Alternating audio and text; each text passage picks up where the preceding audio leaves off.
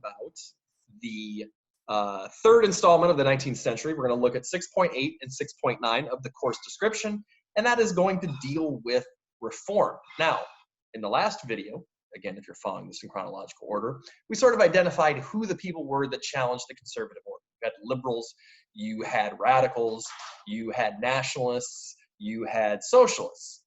The conservative order is going to fend those off for the first half of the 19th century.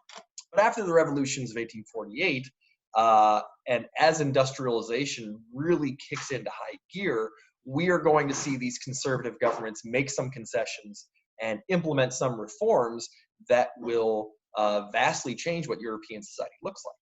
So the first thing that we're going to look at is the 19th century reforms, right? And the big picture thing we want to do here is just explain what exactly is going on in terms of reform movements in the 19th century.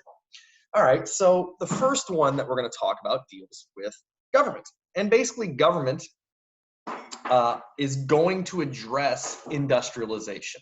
And the first obvious one of this is the formation of mass-based political parties. As democracy becomes more and more of a feature of European society, we are going to see that political parties are going to form that appeal to the broadest possible coalition of voters. And so early on, when it is the bourgeoisie who is gaining the right to participate in elections, we will see the formation of political parties that promote interests that they are fans of, like, laissez-faire economics or capitalism. So you get the conservative and liberal parties in Great Britain. That would be a good example of a mass-based political party. Now, as urbanization continues, as industrialization becomes more and more a part of the economy, the working class grows into such a sizable segment of the population that you can't ignore them anymore. They're too much of a threat. The middle class sees them, and initially the middle class tried to keep them out and refer to them as children and capable of participation. Now the middle class is like, well, if we don't give these guys some concessions, they are revolutionary threats. And their politics of socialism are very scary to these bourgeois capitalists. And so what we are going to see is the middle class is going to begin to favor giving the working class certain concessions. And conservative governments realize that if they give the right to vote, many of these voters will support conservative political parties. And so the workers are going to form labor unions. That will be a long struggle to get those legalized, but they'll be legalized, and they can collectively bargain and all those things. And we will see the formation of political parties geared towards the working class. In particular, we're talking about socialist parties.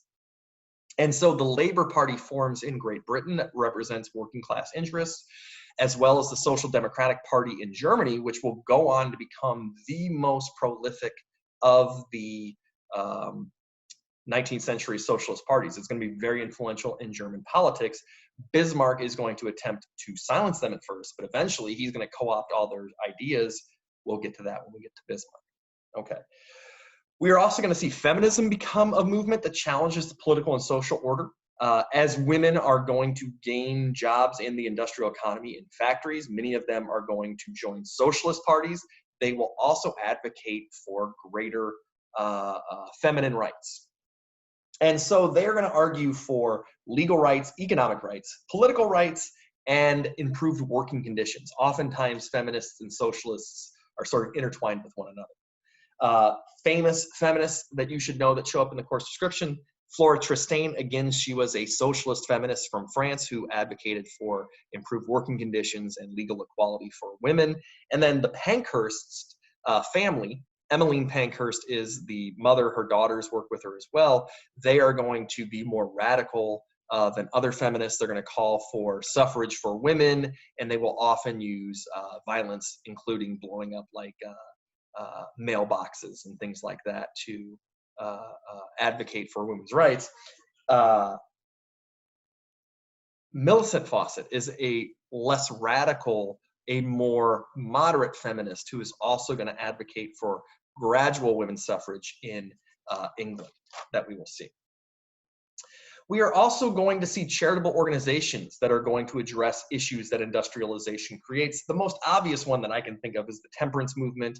There is certainly this belief amongst the bourgeoisie that working class males are alcoholics, that they drink to excess. And certainly that is true in some cases. I think it's a little foolish to paint with such a broad brush for a whole class of people. But anyway, certainly drinking and then the problems with like domestic violence that emerge from that is going to lead to the temperance movement, which is going to call for the abolition of alcohol. The temperance movement is very, it's a good example of what's going on during this time. It is going to be sort of religiously affiliated. Many churches are going to be involved with this. And a lot of the leaders of these movements are going to be middle-class women who seek to improve the lives of working-class women and children.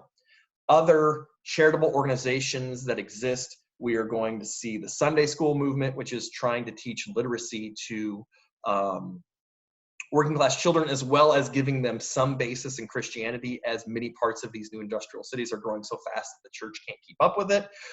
Abolitionist movement is also going to be very popular in the early part of the 19th century as they call for the end of the slave trade, then slavery and serfdom as well. And so all of these reform movements are going to look to transform society. And that's it, really. I mean, that's 6.8 right there. So we have these political movements that involve the working class, that involve feminism, and that involve charitable sort of actions. Now, 6.9, we want to look at the institutional responses and reforms. So basically, there are all these people calling for reforms and policies to be implemented to improve the lives of people. How do the governments actually respond? Right? So how and why government changes because of industrialization is like our big picture focus that we want to have here.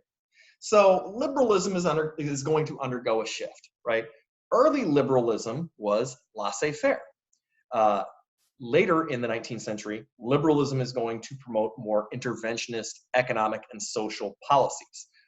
For example, the concern with and calls for reform to deal with issues arising about public health.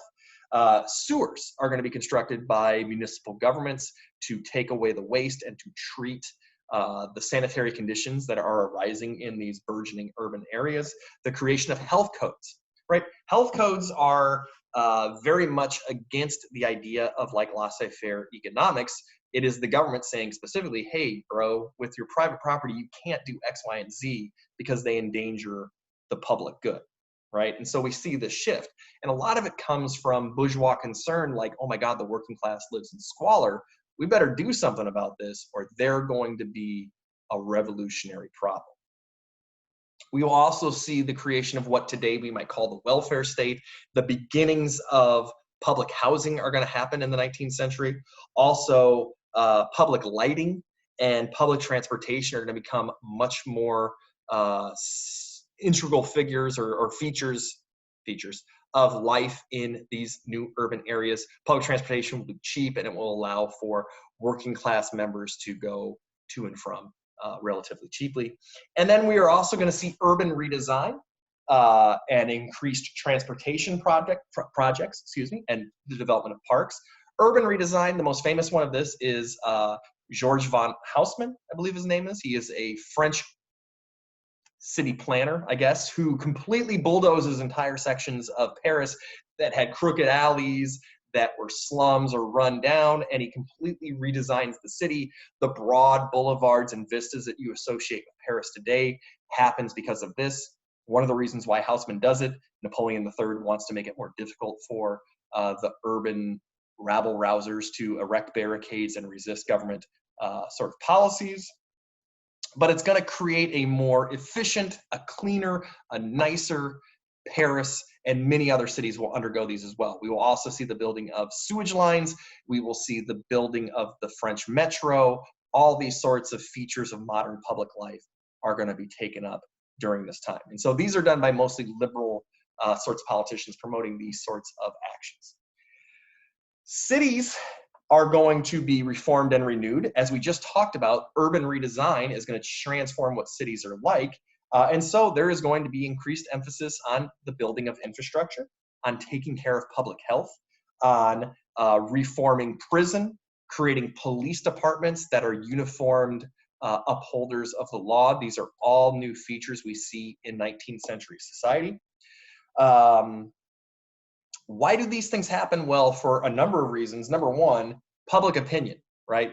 The public demands it and the governments have to be responsive.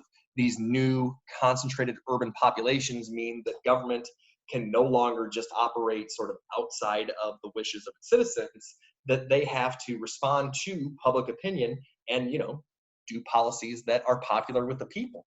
Prominent individuals are also going to speak out. I mean, just think about the feminists who are calling for women's suffrage, or an especially eloquent socialist rabble rouser or whatever. They are going to emerge and call for these reforms. And then finally, charitable organizations, like we talked about, many of them led by middle-class women seeking some sort of participation and outlet outside of the home, are going to spotlight issues in society and call for changes and reforms. All right, so the biggest reform that we see during this time period, maybe I'm a little bit biased, you can probably guess what I'm going to say next. That would be the creation of public education, right? We are going to see the church loses the power of education, of holding the rights of education, and public government-funded schools are going to be created during this time. And the goals of these schools are going to be, many things. One, to teach respect for order and authority and law and things like that. Two, to promote nationalist ideas, the aggrandizement of the nation above all else. We saw lots of quotes on tests about that. And then also just, increasingly complex economies in an industrial society require a better educated, more literate, more critical thinking. And so it's training a workforce for a modern sort of economy. These are all goals that these public school systems are going to have. All right, and so that's it for 19th century politics. Obviously, we see lots of change. And really, if I could just summarize it real quickly, we can break it down into two halves. The first half is the conservative backlash after the Congress of Vienna up to the revolutions of 1848. And that is basically where there will be calls for reform, but basically nothing happens. Then post-1848, as industrialization continues to change society, it becomes more urban, the working class becomes more, we see gradual implementation of reforms by regimes already in power. Conservative leaders like Bismarck are going to co-opt ideas of socialism to placate the masses and to transform what European societies look like. All right, so the next video we look at, we'll just look at some context that we can talk about for the 19th century. And then we will move on to our last unit, which is really going to look more at like the cultural stuff of the 19th century. Until then, see you later.